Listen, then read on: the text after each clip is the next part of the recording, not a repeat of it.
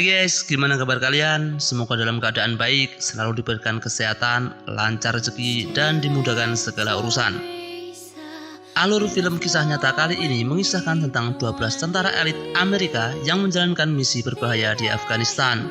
Perintah tersebut diberikan setelah terjadinya peristiwa teror yang menghancurkan gedung WTC Amerika pada tanggal 11 September 2001 oleh jaringan teroris Al-Qaeda. Untuk mencegah serangan berikutnya, 12 tentara tersebut ditugaskan untuk memberantas jaringan teroris dan sekutunya Taliban yang ada di Afghanistan. Berhasilkah 12 tentara elit tersebut menjalankan misinya? Berikut ini guys, alur cerita film 12 Strong yang rilis pada tahun 2018.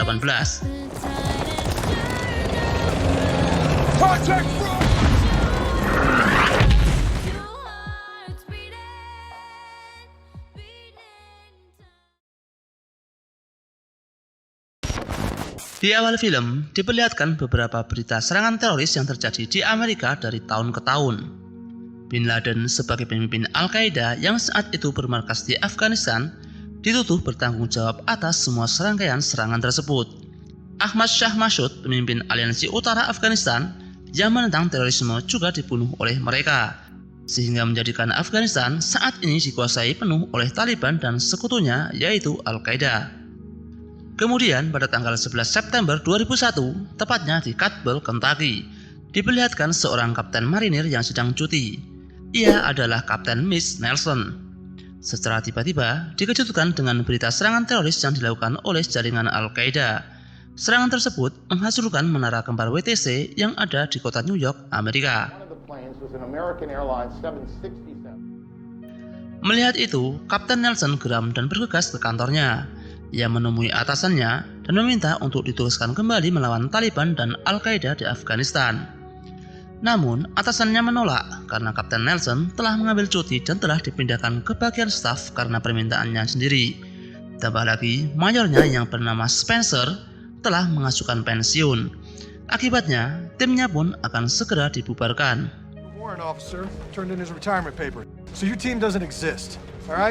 Perasaan yang sama ternyata dirasakan oleh teman-teman satu timnya. Terlebih lagi dealer yang merasa karena Nelson lah mereka tidak bisa berangkat berperang melawan Taliban.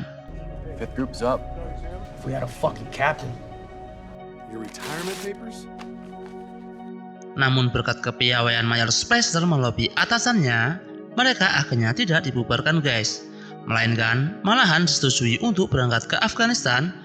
Dan Nelson tetap ditunjuk sebagai kapten untuk memimpin mereka. Singkat cerita, tepatnya pada tanggal 16 Oktober 2001, Kapten Nelson bersama dengan timnya diberangkatkan menuju markas tentara Amerika yang ada di Uzbekistan. Sesampainya di sana, Kapten Nelson dan Spencer dipanggil oleh atasannya guys. Mereka dijelaskan kalau misi mereka adalah menaklukkan kota Mazar-i Sharif. Namun sebelumnya, ia harus menemui Jenderal Dostum dan beraliansi dengannya. Jenderal Dostum adalah Panglima Perang Afghanistan bersama Aliansi Utara, yang mempunyai pasukan, mempunyai intel, serta mengetahui seluk-beluk medan yang ada di sana. Dan yang lebih penting lagi, Jenderal Dostum tidak menyukai Taliban. Nantinya, Kapten Nelson bersama dengan tim akan diturunkan di Afghanistan Utara. Mereka akan bertemu dengan mata-mata CIA yang akan mengantar mereka menemui Jenderal Dostum. Misi mereka adalah mendapat kepercayaan dari Jenderal Dostum, bertempur bersamanya, merebut satu demi satu pertahanan Taliban hingga sampai ke kota Mazar-i Sharif, karena kota tersebut merupakan pertahanan dan poros seluruh kekuatan Taliban Utara. Kapten Nelson bersama dengan timnya bertugas lebih ke serangan udara, sedangkan sisanya akan dibersihkan oleh Jenderal Dostum beserta dengan pasukannya.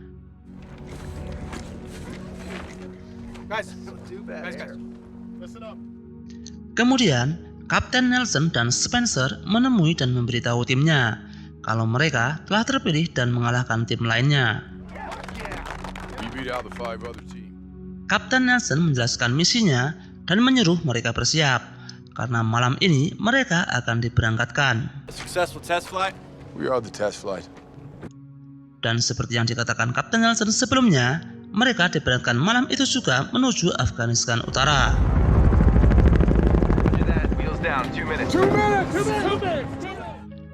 Mereka diturunkan di tempat yang sebelumnya direncanakan dan menunggu pembantu mata-mata dari CIA.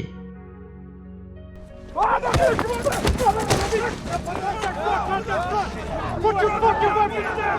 No, friendly! Stand down! Let them up, it's your fucking escort. Let him up. Kemudian, perjalanan mereka dimulai untuk menemui Jenderal Dostum. This is it. Ain't our job to choose the gifts, man. It's yours. Sesampainya di camp, si mata-mata CIA tersebut menjelaskan kepada Kapten Nelson tentang situasi di Afghanistan Utara, yang ternyata di sana terdapat 3 milisi yang tidak akur satu sama lain. Para milisi tersebut dipimpin oleh Jenderal Dostum, Jenderal Atta, dan Jenderal Muhaqiq. Ketiga milisi tersebut semuanya sama-sama membenci Taliban. Tapi anehnya, walaupun ketiga milisi tersebut membenci Taliban, jika mereka bertemu, kemungkinan mereka akan berhenti menyerang Taliban dan akan saling bunuh satu sama lain. Si mata-mata CIA juga menjelaskan kalau Jenderal Dostum yang nantinya mereka temui adalah orang yang sangat misterius. Ia adalah orang Uzbek yang telah berperang melawan Rusia sejak umur 16 tahun dan sekarang telah berumur 55 tahun. Si mata-mata yang pekerjaannya adalah membaca sifat orang, ternyata tidak dapat membaca sifat dari Jenderal Dostum. Yang ia ketahui hanyalah Jenderal Dostum sangat membenci Taliban. Sebagai informasi tambahan, Jenderal Dostum menguasai beberapa bahasa. Di antaranya adalah bahasa Uzbek, bahasa Tajik, Dani, Pashtun atau bahasa orang Taliban, serta bahasa Rusia. Namun bahasa Inggris bukanlah salah satu bahasa yang Dostum kuasai.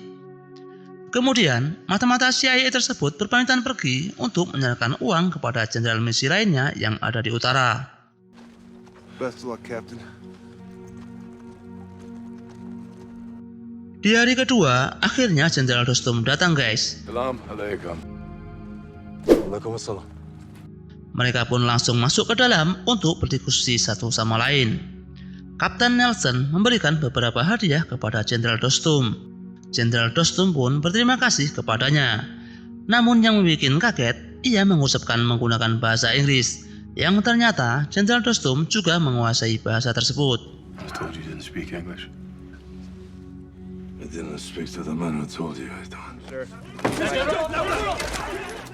Di sana sempat terjadi ketegangan, guys. Beruntungnya itu hanyalah sesaat. Kemudian Jenderal Dostum bertanya kepada Kapten Nelson yang sebelumnya melihat pancaran mata pembunuh di antara mereka. Those eyes. What? Did you kill him?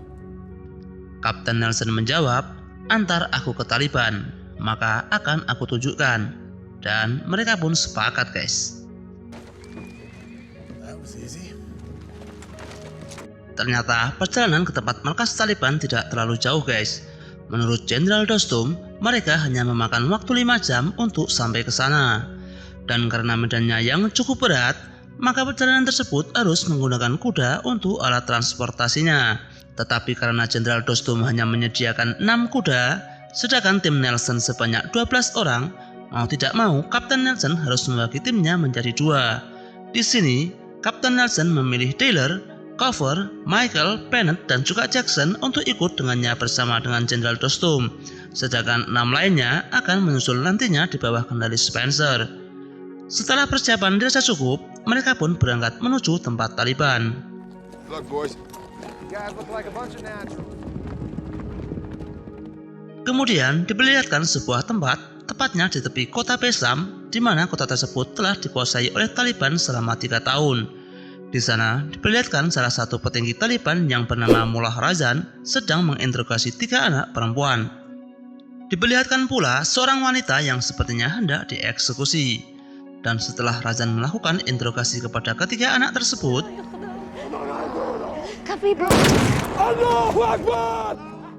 perempuan tersebut benar-benar dieksekusi oleh Razan tepat di depannya. Ternyata penyebabnya adalah, guys, menurut mereka tidak diperbolehkan ada anak perempuan di bawah 8 tahun yang mendapatkan pendidikan.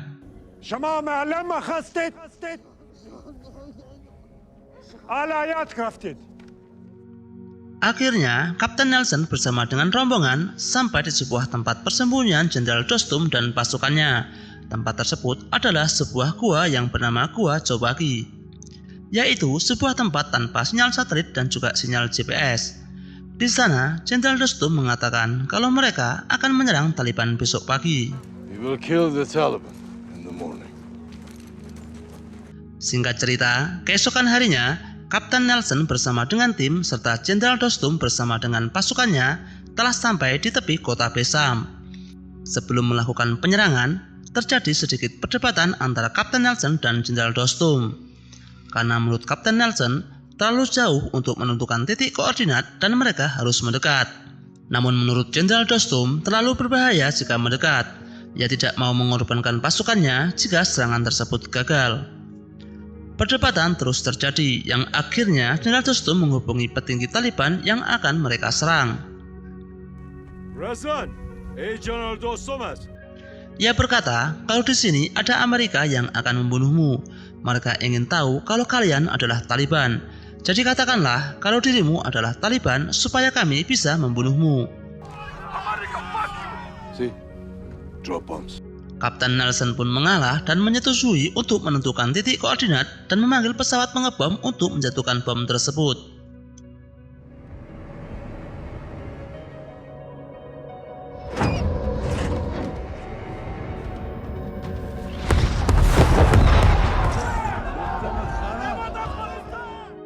Tentu saja serangan tersebut meleset guys.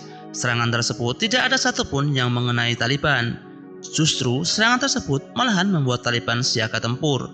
Nelson yang kerap melihat itu memutuskan untuk mendekat sendirian dan memberikan koordinat yang baru untuk pengeboman berikutnya.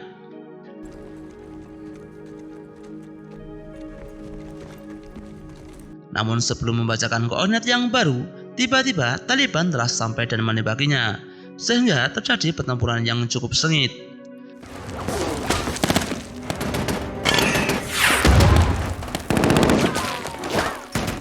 Di sela-sela pertempuran tersebut, Kapten Nelson akhirnya berhasil mengenakan titik koordinat yang baru guys, dan bom pun berhasil dijatuhkan tepat sasaran mengenai sebagian pasukan Taliban.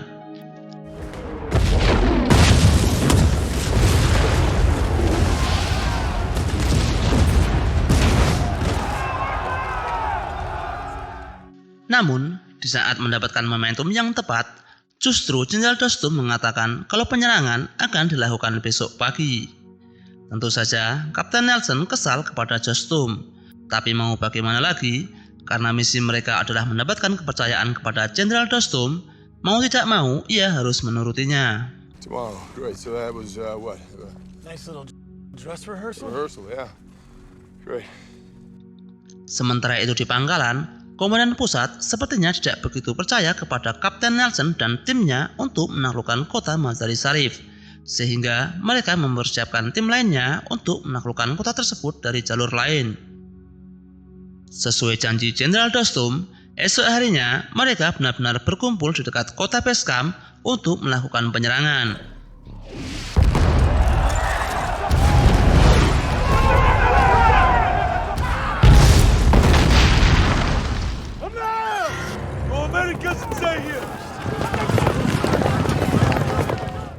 Namun di tengah-tengah penyerangan, Kapten Nelson melihat tank Taliban bergerak.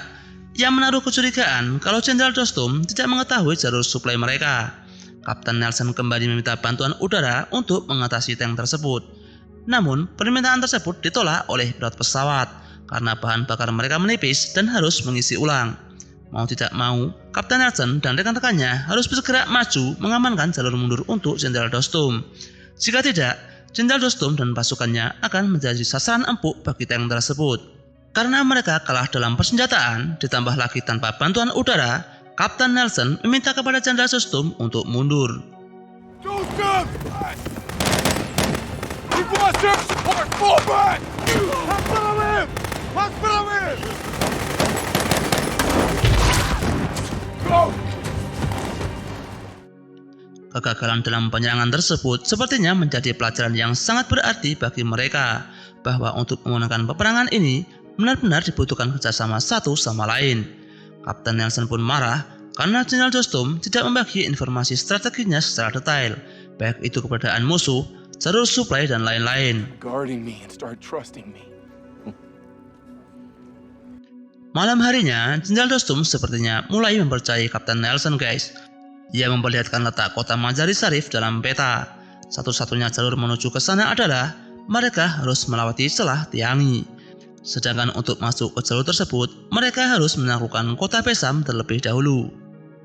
Setelah mendengar penjelasan dari Jenderal Dostum, kini Kapten Nelson mulai tahu seluk-beluk medan yang ada di sana dan mulai mengatur strategi bersama dengan timnya di keesokan harinya. Di sini, Kapten Nelson ingin melakukan penyerangan ke celah tersebut, karena di sanalah Taliban menyimpan gudang persenjataan mereka. Apabila ia berhasil memotong jalur suplai tersebut, maka peluang untuk memenangkan peperangan akan semakin terbuka. Namun, karena misi tersebut terlalu berbahaya, Kapten Nelson tidak mau menunjuk tim untuk melakukan misi tersebut. Di sini, Taylor, Bennett, dan juga Cover ternyata dengan sukarela mengajukan diri untuk melakukannya. That's an order. Nothing I'd rather do. Bennett? I'm in. Coffers? Oh, I thought you'd never ask. Good luck, man. Kemudian, Kapten Nelson menghubungi Spencer yang ada di markas pertama. Ia menceritakan apa yang terjadi dan meminta kepada Spencer dan yang lainnya untuk segera menyusul ke lokasinya. Kini, semua anggota tim telah berkumpul di Gua Chowbagi bersama dengan Jenderal Dostum dan pasukannya. Mereka pun langsung menuju lokasi medan tempur untuk menaklukkan kota Pesam.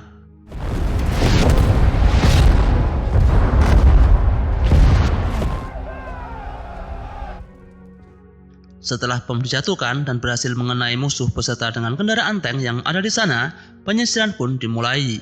Kapten Nelson, Jenderal Dostum beserta dengan pasukannya mulai menyusuri kota tersebut. Terlihat hening dan sepi, seakan semua musuh telah tewas oleh ledakan bom sebelumnya.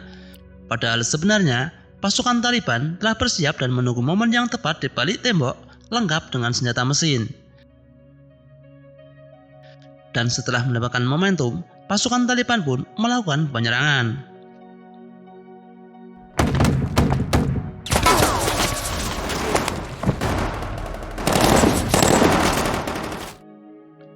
Terjadilah pertempuran yang sangat sengit saat itu. Cover Dostum! Follow him! Move! Milo! Ready? Berbekal keberaniannya, Jenderal Dostum terus bergerak maju untuk menghabisi musuh. Begitu pula dengan Kapten Nelson dan pasukannya yang mengikuti dari belakang. Hingga akhirnya mereka pun mampu memenangkan pertempuran tersebut dan berhasil membebaskan kota Pesam dari tangan Taliban di hari ke-10.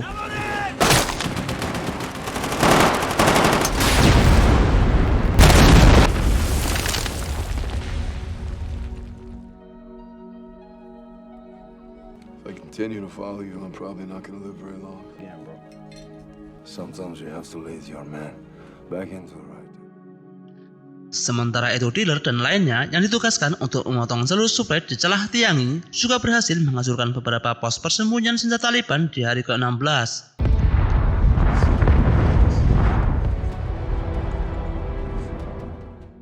Kapten Nelson beserta dengan Dostum dan pasukannya terus bergerak maju dan membuat markas baru di Gua Surgareh sebelah selatan celah Tiangi.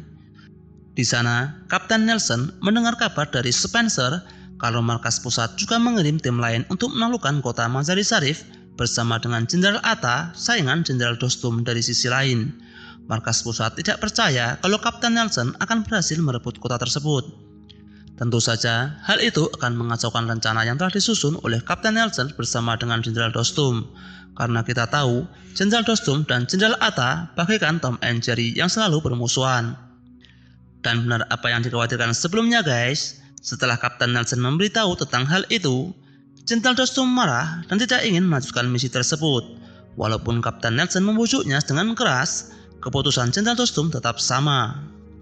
Without me and my men, you're just an army of 12. I'm taking my men through there, General, with or without you. You all will die. Good luck. God damn it! Rasa kesal benar-benar menghantui Kapten Nelson. Tapi menurutnya, mereka telah terlanjur jauh dan tinggal selangkah lagi mereka akan memenangkan pertempuran. Kapten Nelson memutuskan tetap maju dengan atau tanpa dukungan dari Jenderal Dostum. Ternyata, hal itu juga diikuti oleh rekan-rekannya. We're ready for anything. We're already here, right? We go in the morning. Tomorrow's gonna decide it one way or another. Sebelum melakukan penyerangan, Kapten Nelson mengatur strategi dengan matang terlebih dahulu guys.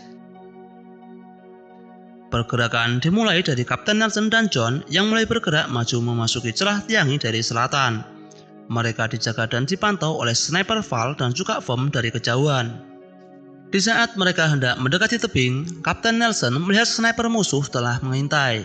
Dengan sigap, Val terlebih dahulu menghabisi sniper musuh tersebut. Good hit. Setelah mereka semua berhasil naik di atas bukit dan menempati posnya masing-masing, mereka pun segera melakukan pengintaian. Terlihat puluhan bahkan ratusan ribu pasukan Taliban dan juga Al-Qaeda berada di sana. Kini 12 orang bersama dengan beberapa milisi yang masih ikut telah siap bertempur menghadapi ratusan ribu pasukan tersebut. Sesuai instruksi dari Kapten Nelson, serangan pertama diawali oleh Spencer dengan memanggil pesawat pengebom untuk menghancurkan senjata berat dan juga tank di lokasi yang sudah ditentukan.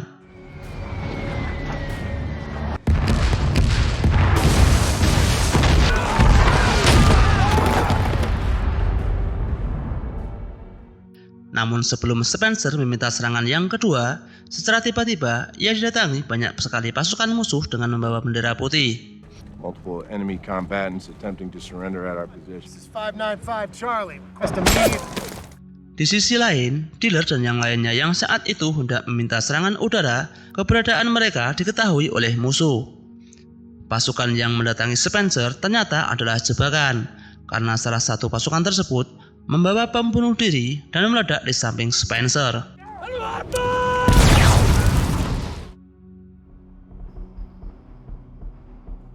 Hal, come on. Ia pun terluka parah dan hampir tewas. Rekannya yang di sana segera meminta bantuan medis. John yang saat itu menghubungi medis melihat Jenderal Dostum datang membawa pasukannya. Sementara itu dealer yang hendak mengambil pemancar radio melihat peluncur roket mendekati celah dan melaporkannya kepada Kapten Nelson. There's a BM-21 in the gap loaded with rockets. Hassan, yalla.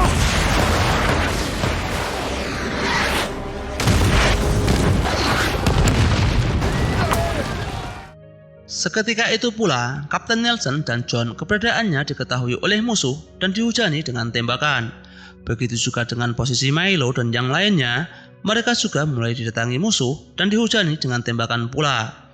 Hal tersebut membuat Kapten Nelson memilih mundur kembali ke kuda dan merencanakan strategi lain karena saat itu Taliban benar-benar menyerang dengan membabi buta. It's the only way, Hal.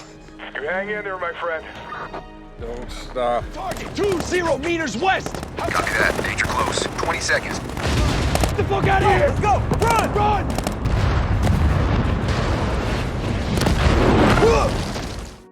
Satu-satunya cara untuk memenangkan pertempuran adalah mereka harus menghancurkan senjata peluncur roket tersebut.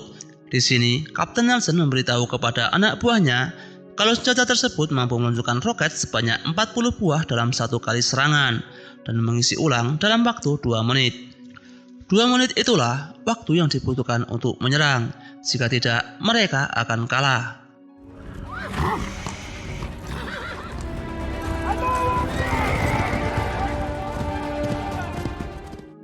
Kapten Nelson mulai memimpin serangan dengan menaiki kuda yang diikuti Jenderal Dostum bersama dengan pasukannya. Walaupun mereka dihadang oleh puluhan musuh, mereka tetap menerobosnya, karena hanya itulah satu-satunya peluang untuk memenangkan pertempuran.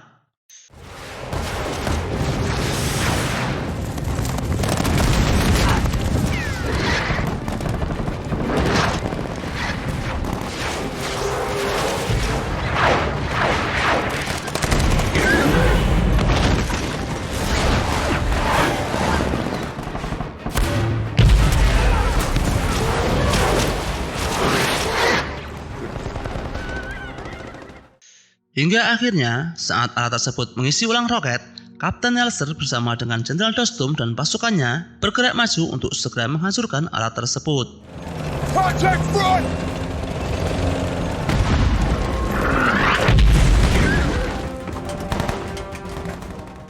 Melihat posisinya yang mulai terpojok, Mullah Razan mencari kesempatan untuk kabur menggunakan mobil. Jenderal Dostum yang melihat itu terus mengejar menggunakan kuda yang ia tumpangi. Namun naas bagi Razan, Mobil yang ia kendarai terkena mortir dan masuk lubang. Melihat itu, Jenderal Dostum tidak menyanyiakan kesempatan tersebut. Ia mendatangi Razan dan mengeksekusinya dengan pistol tepat di kepalanya. Paramazar. Begitu pula dengan Kapten Nelson juga berhasil menghabisi musuh yang ada di sekitar peluncur roket tersebut.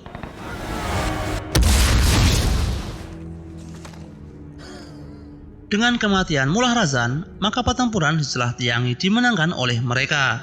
Spencer yang terluka parah segera mendapatkan pertolongan dan dievakuasi menggunakan helikopter.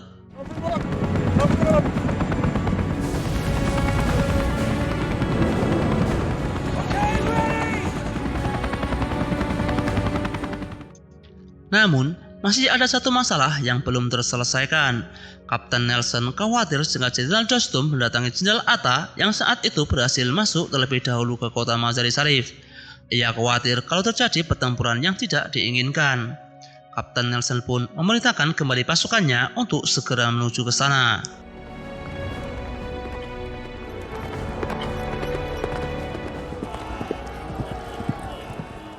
General, wait. Namun ternyata guys, apa yang dikhawatirkan Kapten Nelson tidak terjadi.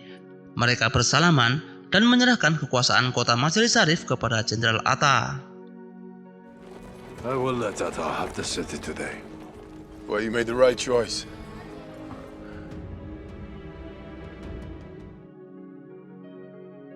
Singkat cerita, Kapten Nelson bersama dengan pasukannya berhasil menjalankan misinya dengan baik. Mereka semua selamat tanpa ada anggota yang tewas. Kept your promise. Yes, sir. Perencana militer memperkirakan membutuhkan waktu 2 tahun, namun nyatanya Kapten Nelson bersama dengan timnya hanya membutuhkan waktu 3 minggu untuk menyelesaikan misi tersebut. Al-Qaeda menganggapnya sebagai kekalahan terbesar bagi mereka, dan karena misi tersebut dianggap rahasia, ke-12 pasukan khusus tersebut kembali pulang berkumpul bersama dengan keluarganya masing-masing tanpa sambutan dan liputan media. Dijelaskan pula, pada tahun 2014, Jenderal Dostum diangkat sebagai wakil presiden Afghanistan. Kapten Nelson dan juga Jenderal Dostum tetap menjadi teman dekat hingga sekarang. Dan untuk menghormati tindakan kepahlawanan mereka, pada tahun 2012 dibangunlah sebuah patung berkuda yang dipajang di lokasi bekas reruntuhan gedung WTC sebagai penghormatan kepada para tentara tersebut. Dan film pun selesai.